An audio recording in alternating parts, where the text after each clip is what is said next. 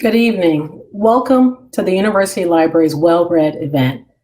It's a series dedicated to bringing amazing authors with Carolina ties to all of you. My name is Elaine Westbrooks. I'm the University Librarian and Vice Provost here at University of North Carolina at Chapel Hill. Tonight, you are in for an amazing treat. We have Brooke Baldwin, Carolina class of 2001, the host of CNN Newsroom. The former host of CNN Newsroom. And she is the author of the recently published book, Huddle, How Women Unlock Their Collective Power. It's an amazing book. The University Libraries is a proud partner with the Carolina Women's Leadership Council. And the council is a collective of alumna, of parents and friends who are committed to supporting Carolina, as well as mentoring the next generation of women philanthropists and volunteers. There are many members from the council who are here tonight, and I'd like to welcome all of you. So let me tell you about the author. We have Brooke Baldwin here tonight. And Brooke Baldwin has been working at CNN since 2008. She started in Atlanta and then moved on to New York. And Brooke surprised her audience. Shocked the audience, quite frankly, just a few weeks ago when she announced on the air that she'd be taking a break from the news to focus on her new book, Huddle.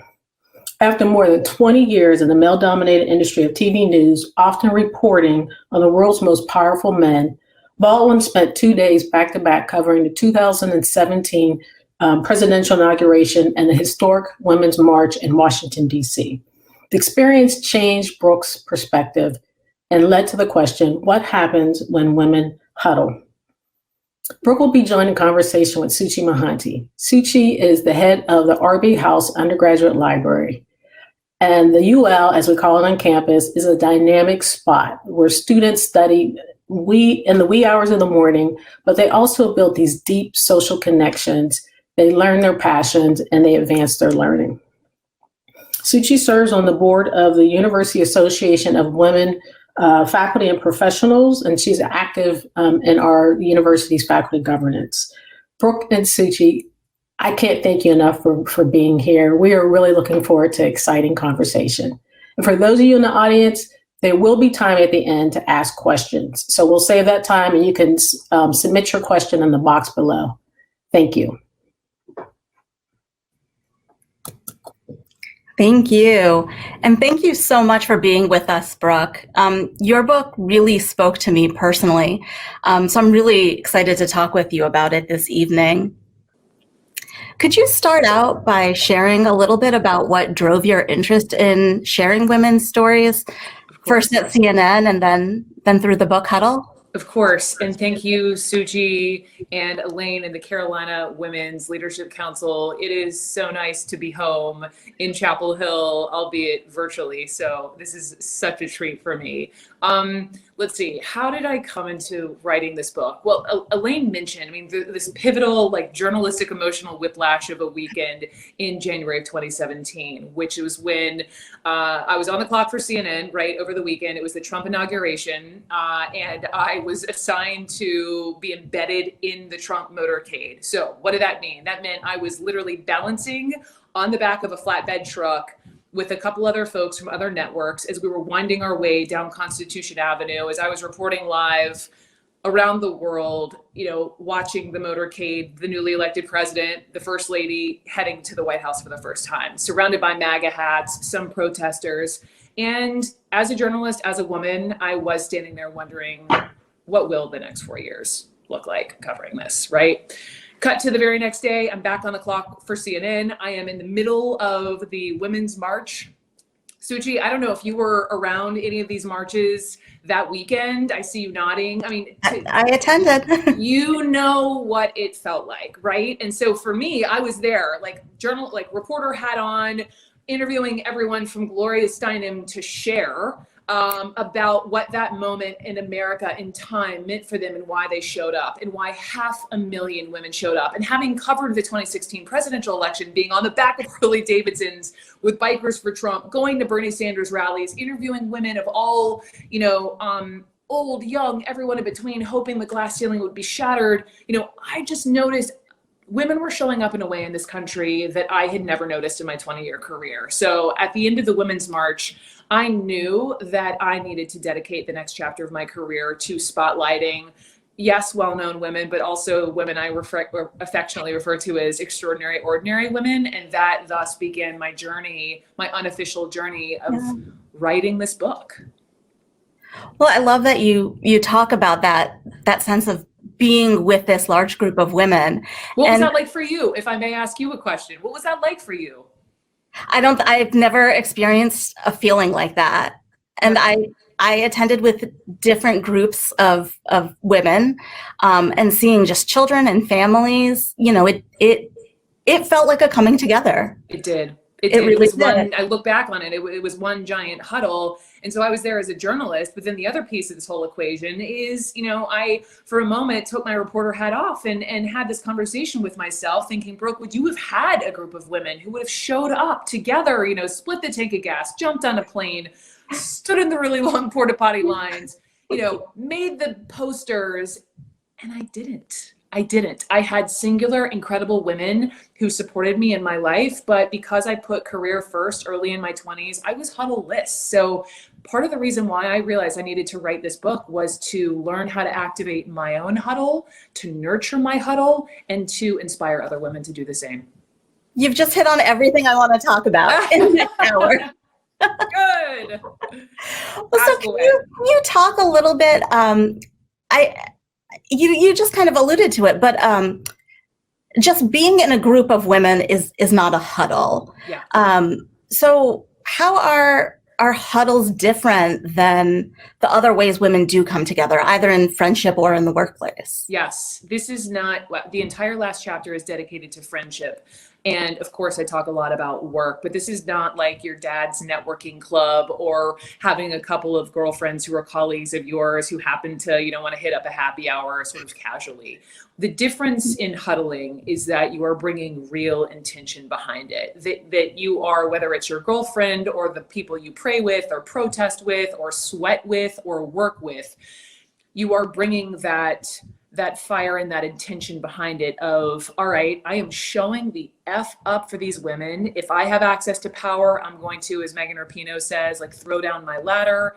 I want to lean on other women. I'm going to show up vulnerably with them, and we're going to get amazing things done. And the through line, the mission is to build a bigger table. We all love the Shirley Chisholm quote about, if you don't have a seat at the table, bring a folding chair. But every single woman I talk to in this book, everyone from Congresswomen to Stacey Abrams to Reese Witherspoon and her team at her production company to Ava DuVernay to Indigenous women helping save the planet, they all want to create an entirely new table for women. That's the difference. I love that. And you kind of touched on some of the women you profile. Yeah.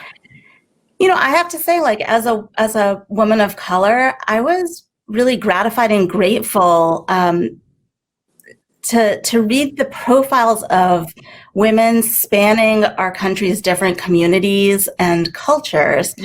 And you mention in the book that one of the things you learn is that Black women see huddling as something they've been doing for a long time. Since the beginning of time. So can you tell us a little bit more about that? Yes. White woman, checking my privilege and my own experience, right? Moving through this world from Atlanta, making my way through Chapel Hill and now up to New York City. I only have this lens, right? And as best as I can, especially as a journalist, I'm opening my aperture and approaching everything as I possibly can in an intersectional way. But women of color, I have learned that through a Black historian, Kimberly Springer, through the 19 Black women judges who won this crazy, amazing election in Harris County, Texas in 2018, to the girl track women who were featured with Michelle Obama when they were in the White House, they educated me on how for Black and women of color in this country, huddling is in their DNA. They've been doing this before slavery, right? A lot of them said, Brooke, you have to make sure to emphasize that it wasn't just because of slavery, because of course women were huddling out of necessity because they were all they had, but it predated slavery. Black women have just genuinely enjoyed one another's sisterhood. And then you look into the 1980s and the womenist movement and the Links organization and the rich history of Black sororities and the Million Women March, this grassroots organization, 500,000 Black women organized and marched in 1997 in Philadelphia, which rivaled the numbers of the Women's March. And then, it just was important for me to recognize, to educate myself, and I hope other white women read this book with also an open aperture and realizing that this rich history of huddling. And that's why I also started my first huge chapter in Houston with these Black women judges, just to honor them. I love that story. And I have to say, so I'll show you a copy of my book, all the sticky notes in it. Yes. Those were all the stories that I needed to go, and I needed to go search up and read more about later, because I was so inspired by all the stories and the organizations, and like you're saying, the extraordinary ordinary women. I love a good dog-eared book. That is the biggest, honestly, Suchi, that is the biggest compliment to me, that you have all these post-its in your book. And I hope, one of the biggest compliments is like women read about these Houston judges and they'd never, because a lot of times the huddles don't make the headlines, having been, in news for as long as I was. And this is like, I felt called to do this, to create this space. And a lot of women Googled the 19 Black women judges, the photo that made their whole campaign viral. And they just, they didn't know. It's so important to just open our eyes to this. I did. I mean, I was constantly on my phone, like I was taking pictures of like the text, texting it to women in my huddle, like Googling, like, what is this organization? Like, you have a huddle. Yeah, it was. And I think that's the way it should be. Yes. Can I ask you, it's the journalist in me, forgive me for wanting to ask the questions, but can I ask, like, so do you have a primary huddle? Do you have multiple huddles, like Friendship, Carolina, like I'm just curious. Oh my gosh. I was like, do I get to talk about my huddles with Brooke? Yes. I have multiple huddles. So, I have my mom huddle where I go when I need parenting advice, which in the last year has been often. Yes. I have my work huddle. Shout out to my work huddle. They're amazing. When I have personal problems, I know I can go to them. When I'm kind of stumped with a work thing, I don't know who to talk to or how to kind of move around that problem. Like, I know they're on the G chat. Ready to offer advice. It's awesome. And the fact that you are allowing yourself to be stumped or to not know everything, or I know a lot of women just simply don't want to burden other people by asking for help, and that you come to your huddle with those questions, and that vulnerability is a huge part of the secret sauce of huddling. Well, and I think, you talk about those things, vulnerability, bravery in the book. And I think those are things women have to work at. Yes. Because we're not supposed to ask for help. We should be able to handle it all and gracefully.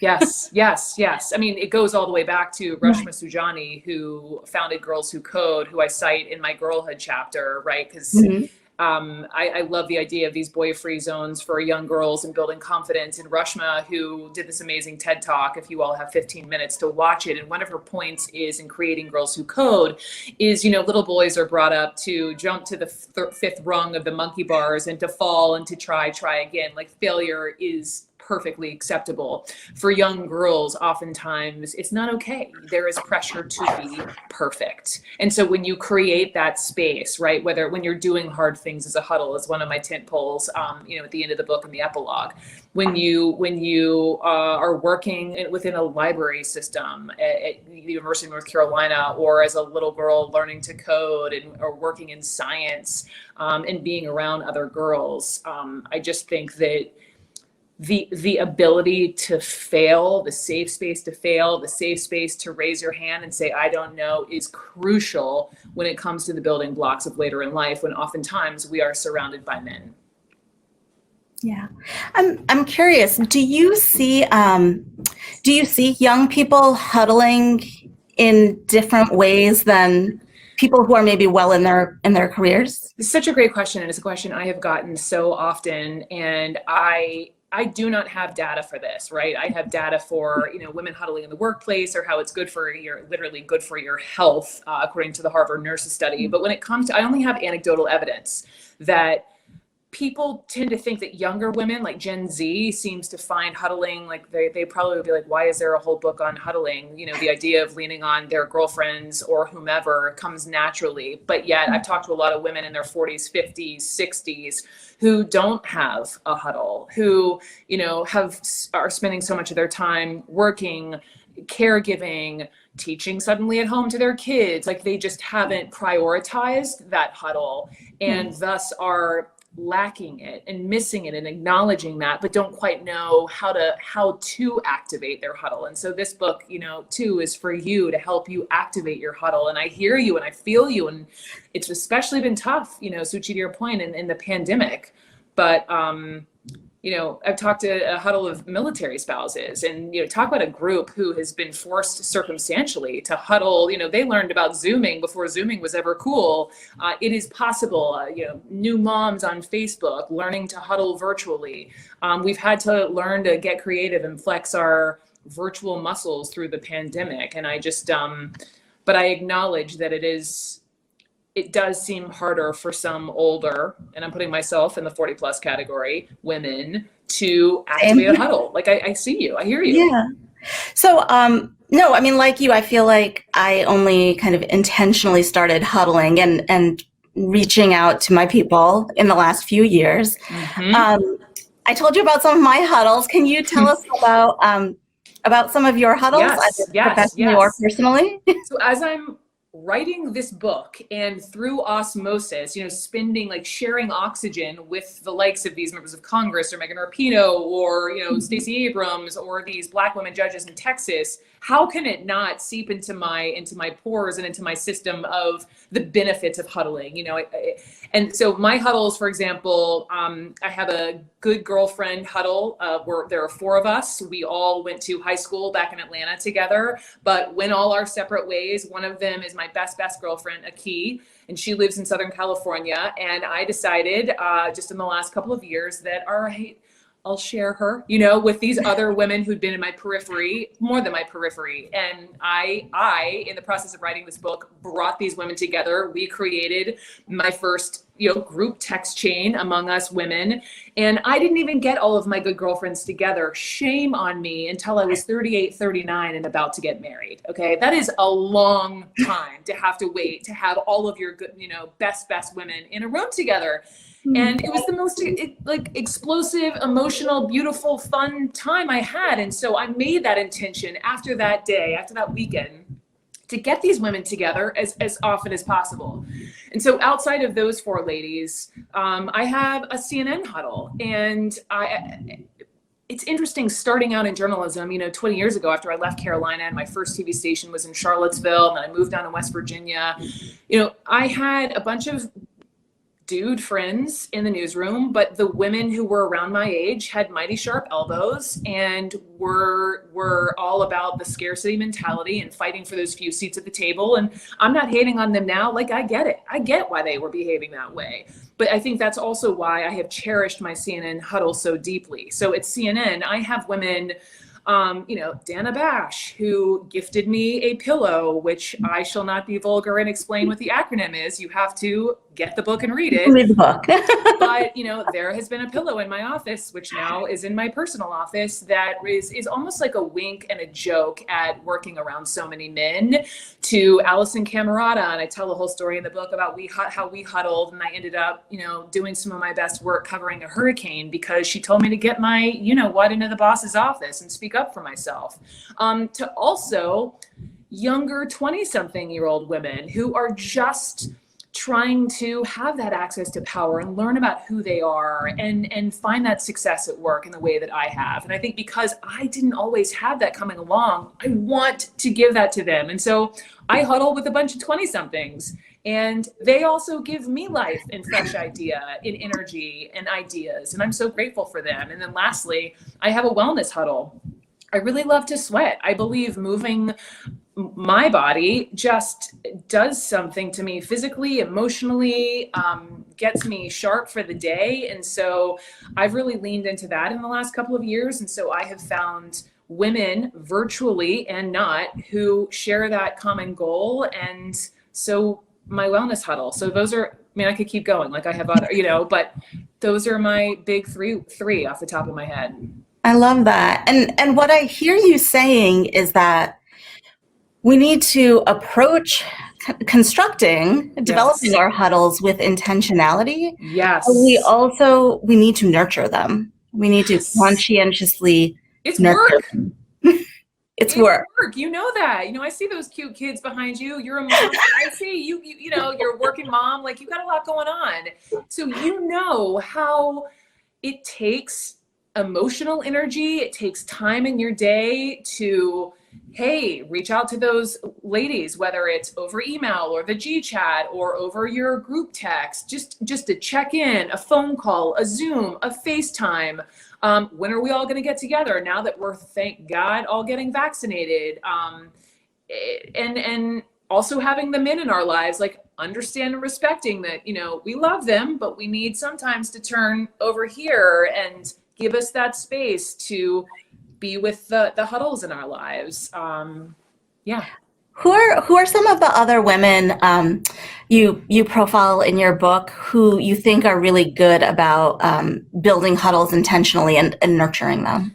I love to talk about Ava DuVernay. Ava DuVernay is, I call her a unicorn, because much of Hollywood, spoiler alert, is white male. And obviously this, folks are trying to change that. Ava DuVernay is at the front of the line. And so she is a Black woman, filmmaker, director. And I visited her on the set of her show, Queen Sugar. It's a show that airs on the Oprah Winfrey Network. So I guess if you have Oprah, like, sprinkling the fairy dust and, okaying this idea of having all women directors of this series, it just doesn't happen that often. And part of huddling is amplifying, right? I've been talking about sharing the wealth. And to know that Ava is amplifying women, and specifically women of color, because it's really hard to be a woman director in Hollywood. It's really hard. And the fact that she's now into 5 seasons of this show, every single episode is directed by a woman. And sometimes that means recalibrating how one views a resume. Sometimes someone she's looking at may not check all the boxes of what a traditional Hollywood director looks like, but she's looking for other things, and she has an eye. And she thus has created this new pipeline of all of these women, now that they can put on their resumes that they have directed an episode or episodes of Queen Sugar, can go on and direct network television. And she said to me, and I will never forget this. So her huddle is all of these women directors. I'll never forget, she was like half joking, half serious, that, she goes to all these industry parties in Hollywood, and it's all these white men. And she's like, I'm the only Black woman. And she was saying to me, I was being contrarian in the interview and saying, well, don't you just want all the fame to yourself? Like, why are you sharing the wealth and letting all these other women take credit for these various episodes? And she said to me, I'll never forget it. She said, Brooke, I don't want to be at the party alone. And she meant it. She doesn't want to be at the party alone. And that's huddling. I love that. Would you say, I loved some of the concepts you touched on, and one that struck me was sponsorship. Yes. Because I think that in my own professional life, I've had mentors, I've had female supervisors, managers, but as I read about sponsorship, I had one of those aha moments, and I was like, oh, that is different. And that's something that I want to focus on more. So is that story an example of sponsorship? Yes. And I'll tell you another one, because I just so admire Stacey Abrams. Stacey Abrams, we all know Stacey, and see how she lost this giant gubernatorial election in Georgia, my home state. All right. She didn't boo-hoo-hoo all about that. She turned around and didn't make it about herself. She made it about the state of Georgia and flipping Georgia blue for the first time since 1992. And she did so literally by sharing the wealth. And because she had been a House minority leader in the State House for so many years, she like has Jedi fundraising skills. And so as a result of that, she shared all of this wealth, kind of like Ava, but this is literal dollars, with other women organizations and women of color organizations, lesser known in Georgia, who all have been fighting the same fight with her, to thus all collectively huddle and flip the state blue. But one of my favorite stories is that back when she was 29, her first job where she said to me that she had access to power was when she was the deputy city attorney in Atlanta. And she was working suddenly with this group, this huddle of younger women secretaries. And these women knew Georgia legislative history like backwards and forwards. But because of their job titles and their limit in education, their salaries were capped. And she was leaning on these women for all of this really important work she was doing as the deputy city attorney. And so as a sponsor, the second she had access to power, she went to the city of Atlanta and she said, hey, this is not right that these women are not being elevated, educated, and paid more. And she made all of that happen. You have to fight. She brought that intentionality. And as a result, everyone benefited. The women, Stacey, and the city of Atlanta. Sponsorship. I love that. I love that story so much. It really resonated with me as I think about my own work and you know, we talk a lot about systems, the systems that we live in society and we work in, and that story felt so personal. Well, I hear you, and I hear also maybe what you're not sharing, and I feel you too. And there are systems and ways things go, and you know, permissions to be asked and granted, and just look at these women who are changing the system a little bit and helping other women, and everyone benefits. Like their success is her success and vice versa. Yeah. Well, I think early in our conversation, you talked a little bit about, you know, we used to have the scarcity mentality and competing for this set number of seats at the table. And no, but not used to, like it still exists. Yeah, in fact, we still are. But that's real. Yep, very true. And that when women are huddling, they can focus on like building that new table. Yes. Right. So can you tell us a little bit more about that? Like, what does it look like? Because I feel like that's what we're kind of talking towards. Totally. That is the goal. That is the shared mission of huddling. It's more women in leadership, whether it is at a university or at the top of somebody's small business. It's more women in power. It's the emphasis on hiring other women. Maybe it's approaching hiring like Ava, like this 3-star only woman Michelin chef who does the same thing in San Francisco, you know, recalibrating how people are hired, not just based upon how they always have been. Also, you know, providing benefits to help moms, making it a priority to have women-centered initiatives. Those are all things that equal building an entirely new table. I love, I'm not an athlete or a sports person myself, but I loved reading the profiles of the different athletes and that kind of cross-sport collaboration and influencing that started happening. Yes. I mean, everyone, of course, watched. You didn't have to be a soccer fan to get sucked into the World Cup, this most recent World Cup, where, you know, the U.S. women's national team won, right, in France, and came home, and I remember being at CNN, like raising my hand and saying, can I please go cover the ticker tape parade in downtown Manhattan, and talking to 10-year-old girls and boys who were telling me what, you know, gender equality meant. All right. So, but this chapter is also about demanding respect. So I interviewed everyone from Megan Rapinoe to her partner, Sue Bird at the WNBA, to Nneka Ogwumike, who helped negotiate the collective bargaining agreement. Thank God it's now giving women, you know, showers after they play a game, or, you know, if you're a mother and you play in the WNBA, you get, like your own hotel room with your child. It's crazy stuff. But the fact that, and I also talked to U.S. women's hockey players. And by the way, there is a U.S. women's hockey team. Let me just educate everyone. And they're not playing right now. They're boycotting because they're paid nothing.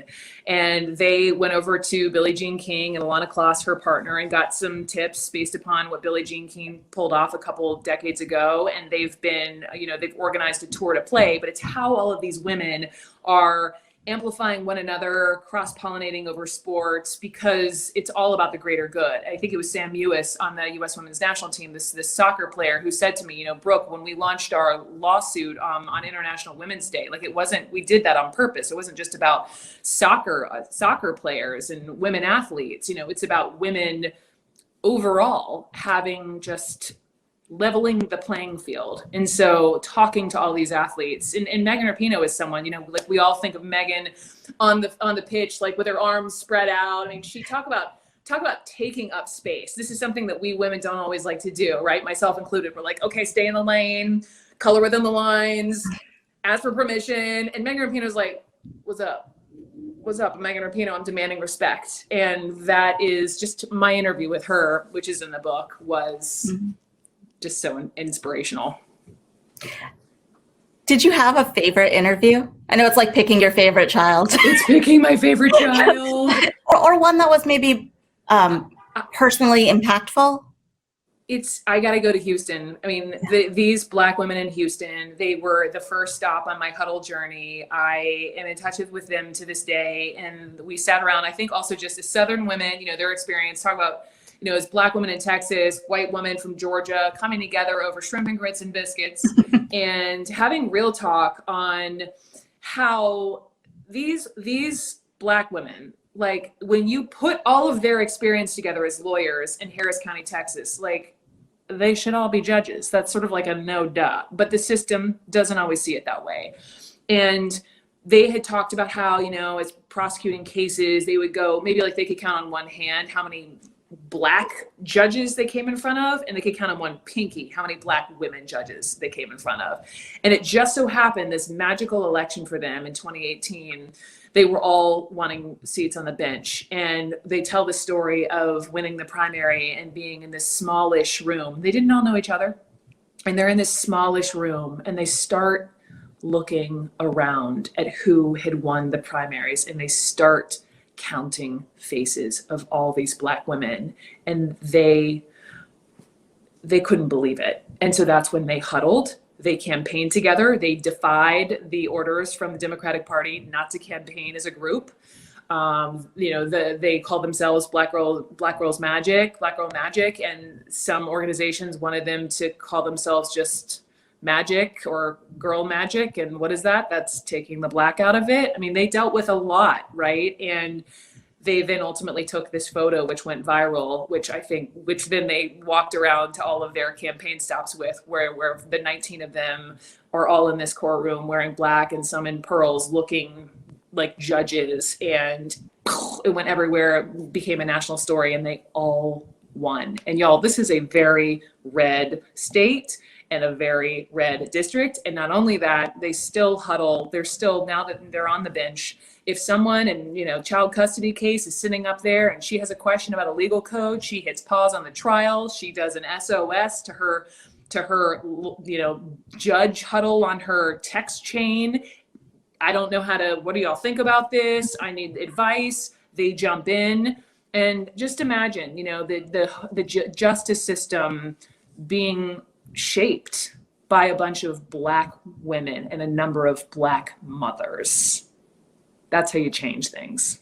They'll never forget them. I love that. And I was so glad that, I think that story it set the tone for everything that comes later in the book. One of the things that really struck me in reading their story, and then the profiles of the congresswomen who are elected in the pink wave. Yeah. There was a real sense of authenticity to them. Yes. And personal and professional integration. And I feel like women have often been told, you leave home at home. Don't talk about it in the workplace. Don't talk about your children. Don't talk about your family. Do your work. Focus on your work. And I was so intrigued that these highly, highly successful women were so open about their family situations, their family history. I love the story of the little baby starting to crawl and just going to whatever auntie she wanted.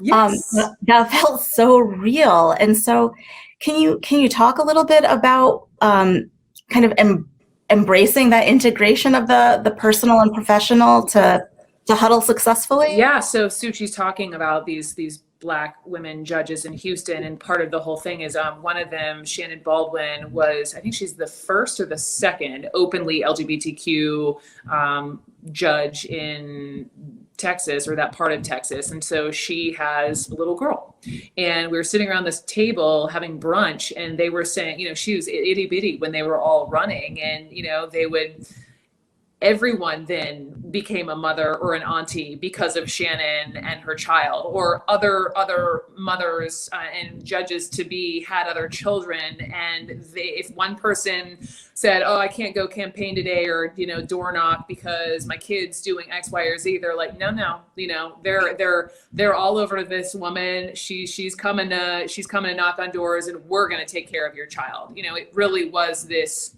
it takes a village, and they're very open about that, and still are. So to me, that brings in that key piece of vulnerability and asking for help. That's what you have to do in a huddle. Yeah. Well, we mentioned pandemic. You know, it's a thing that's affecting all of us. Yes. And you were finishing up your writing process as pandemic hit, is that right? I was finishing up my interviewing, and I ended up writing the majority of the book. Yeah, shut in like the rest of us. So I think, you know, we all know it's a fact. People's lives have been disrupted. Just a little bit. in some pretty terrible ways.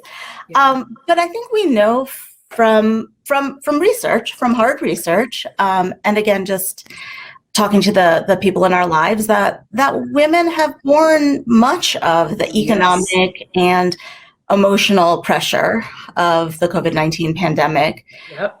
Have you heard, what kind of stories have you been hearing about women huddling to thrive and survive during pandemic? Yeah. I mean, you look at the jobs numbers from December, 140,000 jobs were lost. Every single job belonged to a woman.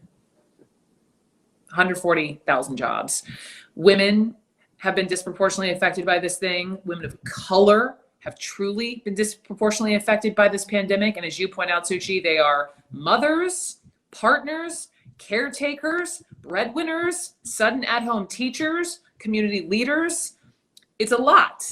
And I interviewed, not actually for the book, but for the CNN.com essay I did recently, these two women, mothers. One of them, they both ended up having to either walk away or losing their jobs because it was just too much to handle. And I'll never forget this woman who was living in Georgia kept referring to her huddle as the mamas, and how I just really was, I could feel how she didn't want to burden the mamas with her own issues. And she then told her story originally to Vogue. There were several women who were profiled in this Vogue piece, and she then ended up being connected with one of the other women, and they huddled, and one of the other women ended up like pinging all of her members of her huddle to send some money to this gal in Georgia to be able to help her because she was truly, truly hit hard. And so I think a lot of, as horrendous as the pandemic has been, I would posit that women have become, if you do have a huddle, I'm going to guess, and I'm going to say this too for myself, that we've only become closer because of this entire pandemic experience. And we have had to lean on one another. Like you talked about the moms, you know, you have to lean on one another in ways that maybe you haven't ever before. And my hope, as we have really been flexing this muscle in such this odd time, that will only strengthen our huddles, as the kids say, IRL, and that you know, mothers who've lost jobs will reach out to other women and can help network, and we're all like, it's a village, and we're all looking out for one another. And that is my hope, that when we come out of this, that really big things and big changes can happen as a result of women having to really lean on one another in a way that they haven't really done in a while. I love that. I love that sense of needing to dig deep, to be brave enough to be vulnerable. Yes. It is hard. It's not natural. But we want to help each other. We want to be there for our village. We do, and we want to see them succeed. Yes. Right? It's not just about our success, it's about your success. It's about her success. Her success is my success. Yes. That's how it works. I love it. I love it. So I don't know if you've been able to hear, but my office is bell tower adjacent. And so the bell tower has rung several times. Oh, bell tower. I haven't heard while it, we've been talking. But I think it's a good signal maybe to shift into some of the questions from the audience. The echoes of Carolina. Echoes of Carolina. So audience members, I just want to share a reminder that you can continue to submit questions in the question box. So we have a question from a rising first year student here at Carolina. For women who are just starting out, do you have any advice on forming initial but long-lasting huddles? How do you push women? This is a long one. Okay. How do you push women to attend the marches and truly get involved in a movement? Was the word push? Did you say push? Push, yeah. Okay, I'm going to stop you with the word push because you're not pushing anyone, right? If someone doesn't want to be part of that, then they don't need to be your friend. It's all about finding. One of the tenets in the Huddle handbook is really finding women with shared passions. And let me tell you, at a place like Carolina, like you will find them aplenty. And so my recommendation, and oh my goodness, to go back and be a rising freshman, let me just take a minute on that,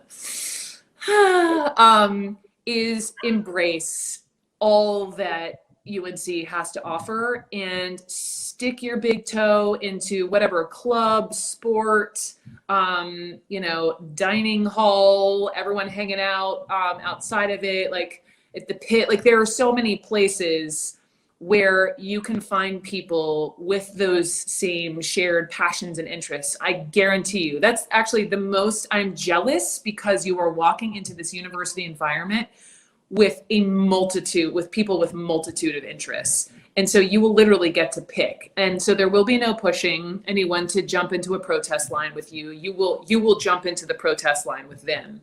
And you will find, I'm going to guess, multiple huddles. And I'll also say this is what I say to younger women who, sometimes in life, and you'll notice this like going from high school to college, sometimes people come into your life for a season, a reason, or a lifetime. And you may not know yet which women fall into which category. Just try to stay present and true to yourself in those relationships and enjoy the ride. That makes me so happy. I have to say, with pandemic, I have really missed working one-on-one with our students, because like you say, they are amazing. They are so impressive. They are. I'm blown away every time. Like looking around at everyone and the energy, and everyone's up to something. They're painting those boards, different things for what's going on. It's special. They're brilliant, and they're all going to change the world. We need them. We need them. We need them.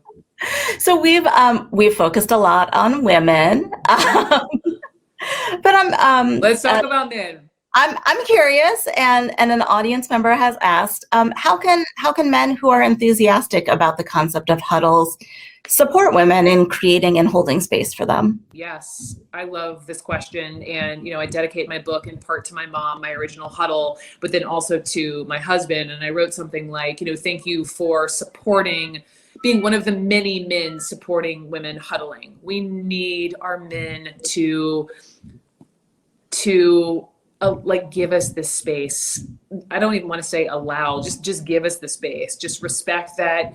And we are, I find myself a better partner, a better wife, a better daughter, better sister, when I am allowed that space or give myself that space to huddle with women.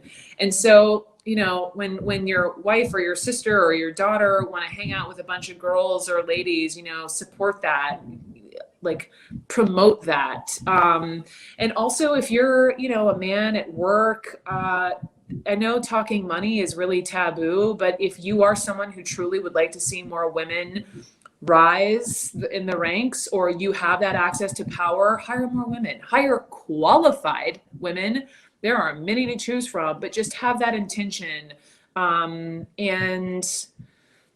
yeah, I was talking to Abby Wambach, not to name drop, but I was talking to Abby Wambach the other day, former total baller, #1 bestseller, women's soccer player. And she was saying to me, she's a speaker, right? Like a paid speaker. And she was up for a huge keynote speaking gig at this huge company. She didn't tell me the name of the company, but that it was ultimately coming down between her and some other guy. And they ended up going with her. And this is a male CEO. Says to Abby, I'm going to choose you. And not only am I choosing you, I'm going to arm you with this information that the man who was up for this keynote was asking for 3 times the amount of speaker fee than you were. So A, we're going to pay you more, and B, you need to up your fee. Who does that? That's awesome. That's how we need our men to support the huddle. Yeah. So you mentioned the concept of power. We have a question.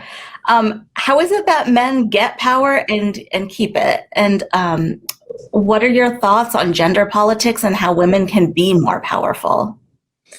Well, just look at traditional structures of, society and workplace. And that is how men were, had all the seats at the table, right? And it took time and fighting and proving oneself for women to have a few seats at the table. And now, it's changing a bit more, where women more and more are coming into power because there are so many of us, and there are so many of us who are getting educated, who are getting all that experience, who are so qualified, in some cases overqualified, right? But if you look at the studies, like women who are even overqualified for certain jobs don't even put themselves out for certain jobs. I forget which study it is, but unless like if the job requires 10 things and the woman only has like 9, she won't apply for the job. But if the guy has like 3 of the 10, he just goes for it.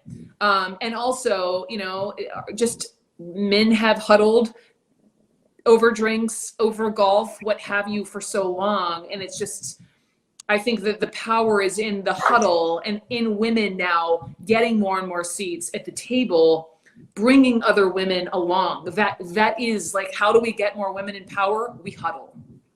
Full stop.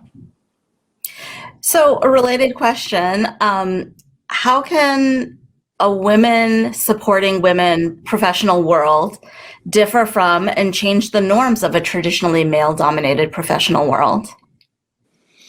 Well, okay. So I can only speak like I'll answer that through the lens of a journalist in the TV landscape. So if networks were run by women of color, behind the scenes, that would shape how we would cover the stories, who would be in the stories, who would be the correspondent and maybe attached to the story. And we think differently, right? Nobody's better or worse, but we just offer different. And I just think it enriches in journalism the stories that we tell and how we educate the public. And I think you can take that and apply it to any space, law, business, university, Hollywood, right? You want a diverse set of opinions. You want everyone from the white male to the Indian woman to the Asian male to the Black woman, because we all just become better for it if we're all only working for or telling stories that are told to us by a certain, population slice. Who's benefiting from that? I'm not. So we have a lot of questions about being a journalist. I know a little bit about that. And another great question from a student. Yeah. What advice would you give to any woman in college who's pursuing a future in journalism? First of all, thank you. We need you. Second of all, whatever it is within journalism that you want to do, be a photographer, print, be a correspondent, direct a show, my advice is learn how to do everything. Like when I think back to being in the journalism school at Carolina, and what I loved about it is, I actually wanted to be a producer. I thought I'd be a producer until like my senior year, and that sort of all changed, and I ended up being on air. But they threw me into directing our Carolina Week show, or shooting my stories, or I interned at various places like WTVD in Durham, and learned how like it works to be a line producer, and I attached myself to the hip of several reporters, TV reporters. It benefits you to learn how to do all of the things. If you then end up becoming a reporter, you have a better understanding of what everyone else's roles are, and when they ask something of you, you'll respect it more. And two, you may walk into college thinking, I definitely want to do this one thing. And I bet your bottom dollar that will change 3 times at least, as it did for me. And that's the glory of going into journalism. And especially now, I mean, there wasn't even Facebook or Google when I was in school. So that's the also incredible part, is the multimedia landscape that you get to be a part of and choose from is truly spectacular. And just throw yourself into everything before you decide to put a ring on it. That's my advice. It's great advice. Great advice for anyone.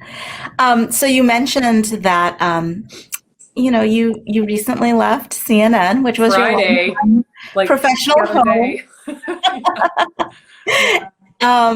But one of the great things you got to do there was the American Woman series.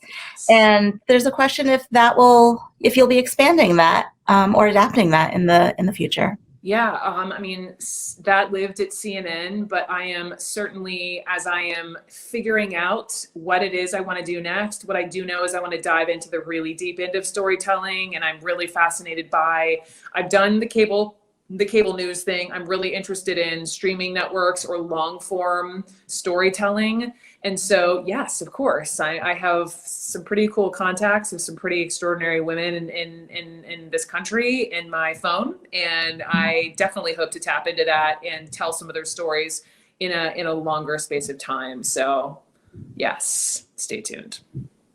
I'll be looking forward to that personally. Thank you. So we got kind of micro there, talking about the university experience, starting out in a profession, and I want to zoom out a little bit with this question. But how does our society and kind of current social standards create obstacles to forming huddles, and how can we overcome those? I don't think you need me to go through all the obstacles. Like, we know what all the obstacles are all, you guys. Like, we know how difficult it is to rise being a woman or a woman of color, especially, and how for so many years, white women have advanced and not looked out for our, Black and brown sisters. And that all, needs to obviously change. And forgive me, what was the overarching question? Was about obstacles and... Yeah, how does society and culture, current social standards create those obstacles, and how can we overcome them? I'll focus on how we can overcome them. It's just getting more women in seats of power. Women, I'll use Capitol Hill as an example. Like, we only as women take up 1/4 the number of seats, and that's like a lot compared to our history. And so we need women creating legislation. We need women lobbying in Washington. We need women in the White House. Hello, Kamala Harris. We need women in C-suites. We need women on camera. We need women just in those positions of power who are like the abundance mentality subscribers, who believe that, they then will start hiring other women, and we will have that diversification of views in whatever sector we work. So you mentioned there's huddles for every season, reason. Yes. And again, kind of reflecting on the fact that, we're talking There are a lot of college students in our audience tonight, Awesome. and young alumni. What is one thing that you would say to your 2001 college self? And this is our last question. Wow. No pressure. Thinking.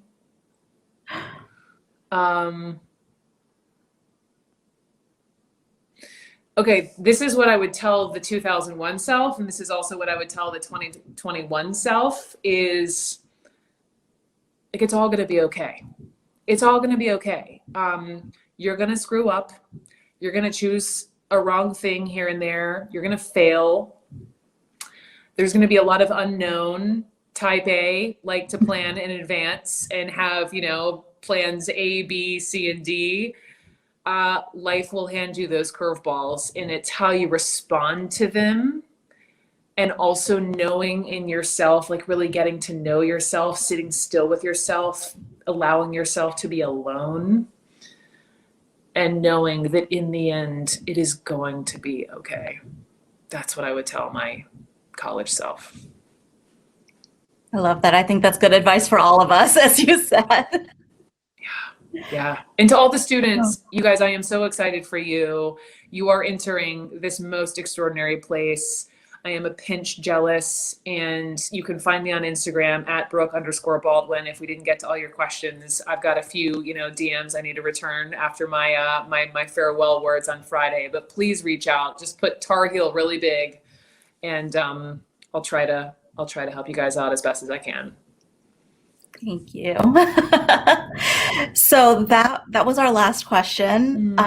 Brooke, thank you so much for this great conversation tonight. I feel so inspired to, after we sign off, just go text all my love to all of my Huddle women. Yeah, just say thank you. Just appreciate them so much.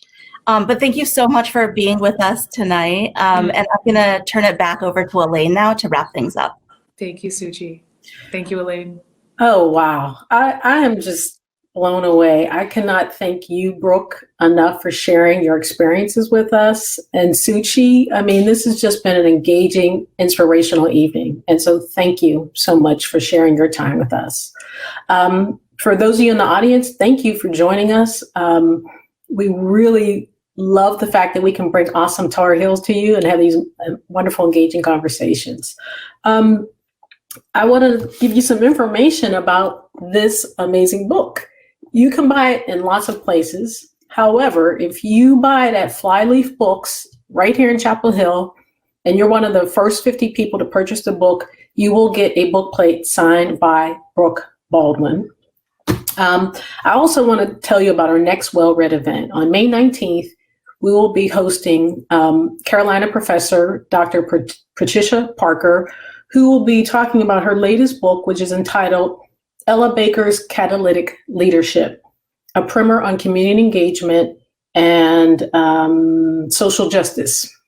And a primer on community engagement and communication for social justice. Do not miss it, May 19th. If you'd like to learn more about the Carolinas libraries, please visit our website at library.unc.edu. If you'd like to make a gift in support of the libraries, you can also go to the website to make that gift. On behalf of the University Libraries and the Carolina Women's Leadership Council, I want to thank you for joining us tonight. Have a great evening. Bye-bye.